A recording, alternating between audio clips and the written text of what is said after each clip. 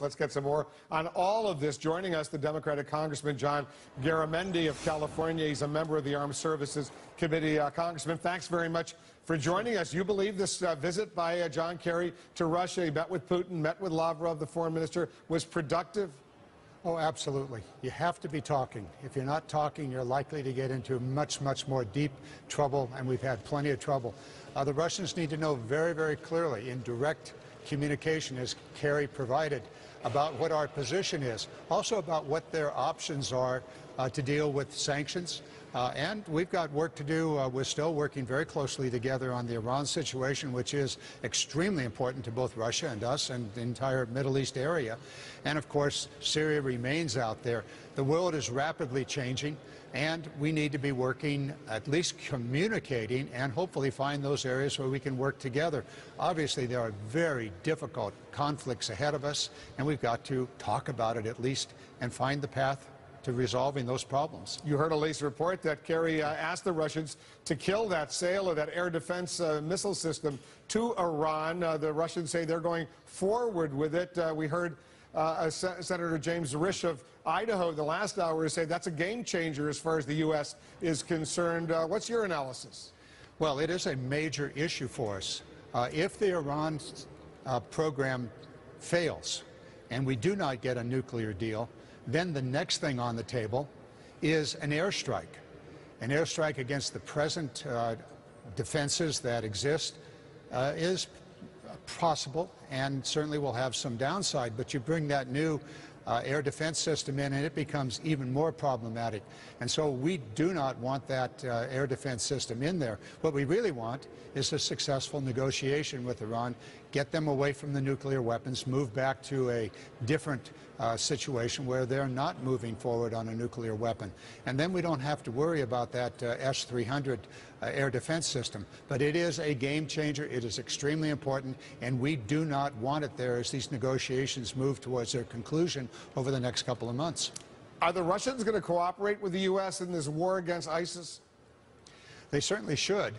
They're as much at risk as any place in the world. They have a very large Muslim population. They have plenty of issues, a long history, Chechnya, other places where the Muslim population is located. They've had very serious terrorism attacks, hundreds if not thousands of people killed over the last decade by terrorists, Muslim terrorists mostly. So yeah, they should be very, very concerned. And in fact, the leader, Baghdadi, actually spent a lot of time in Chechnya. So, yeah, they better be concerned, and they ought to be working with us on that particular issue because they are at risk. There is new concern tonight about terror attacks on U.S. military bases. Republican Senator James Risch, he's a member of the Intelligence Committee, just told me a little while ago that ISIS has specifically named some U.S. bases as targets. We're back with Democratic Congressman John Garamendi of California. He's a member of the Armed Services Committee. I know you have a couple of Air Force bases in your district, Congressman. Senator Risch says he knows that at least 2 or 3 specific bases were targeted, were mentioned by ISIS as targets, may have been one of the reasons why all the bases in the United States went on a higher state of alert in recent days. What can you tell us about this? What information can you share? Well, we do know that all of the military bases in the United States are on a much higher alert, the Bravo alert, and that'll continue for some time and maybe continue on into the next year and beyond. We need to make sure our bases are secure, and it's not just those who might enter the base with some nefarious activity in mind, but it could also be employees from the military to civilian that are on the base that we need to be aware of. We certainly saw this situation in Texas, the tragic shooting that occurred there. So, yeah, we have to be on the alert. We do know that ISIS is using the social media, particularly Twitter, and that's a problem for us. But we're also seeing Twitter beginning to shut down some of these really radical Twitter accounts. That's good. And they're doing it without the government telling them to do it, so we avoid the free speech issue. But Twitter really has a responsibility here, and I want to see them continue to monitor and to shut down those sites that are preaching this radical jihadism. Also, we need to understand that the use of Twitter also gives our FBI and police agencies an opportunity to know where the problem is coming from. We're able to trace back where that account is and identify at least the location, if not the individuals. And we know who they, in the United States, may be responding to those Twitter invitations. And so we're watching this very closely. The local police, the FBI, other agencies need to be very much aware. And later this week, we're going to be voting on the USA Freedom Act, which actually rolls back some of the more onerous stuff that was in the National Security Act, the Patriot Act, and provides some additional powers that are appropriate to deal with this kind of social media activity that's going on.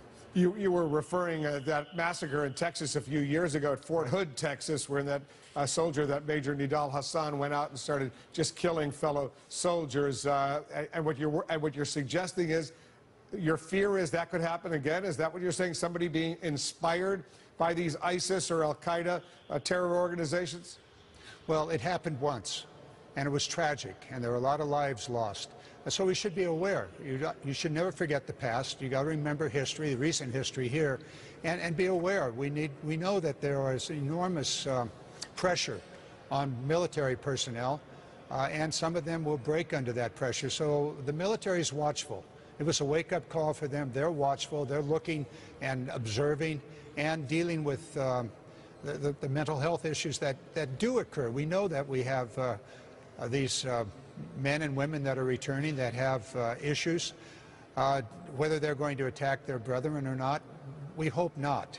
But we need to be aware, and we need to be providing the services to deal with the combat traumas that have occurred to more than almost 2 million Americans that have been deployed for a decade or more overseas. So it's all part of what we need to do as Americans to protect ourselves. The bases themselves, they need to be aware. They obviously have increased their security and their observation, but the same thing applies in our communities.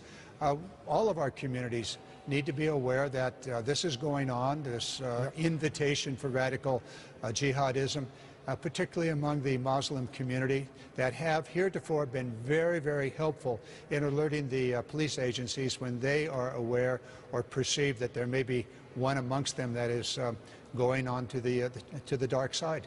Congressman Garamendi, thanks very much for joining us. Always. Thank you.